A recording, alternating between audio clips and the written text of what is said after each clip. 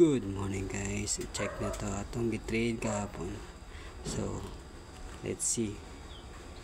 So mo ni siya nata sa M5 karon, bali ito ni M15 M1 R1. See, boom, taas kayo. So since alas 5 pa ni siya, pa na nato ni mag-close. Check ka na to, diba? Close position. Si dili pa pwede kay close pa ang market. So not bad ato ang pag-risk kahapon, kay I know na pasaka na dyan siya. Si 9-8, okay na.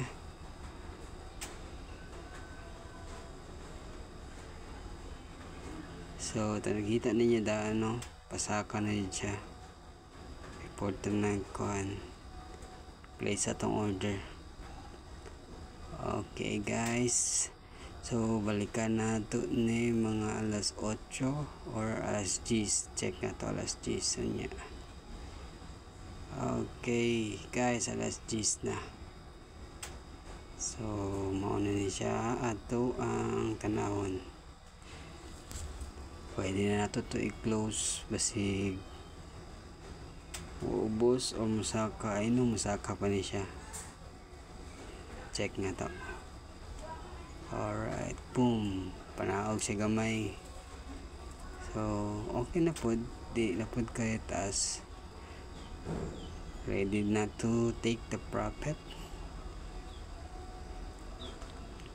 So ato na nag-iisa hong tanan, mga na siguro sa 4 or 3 3-9. Okay, 4. So ato na ni-close mga 4 3-9 4 8 60 4 1. Okay, close.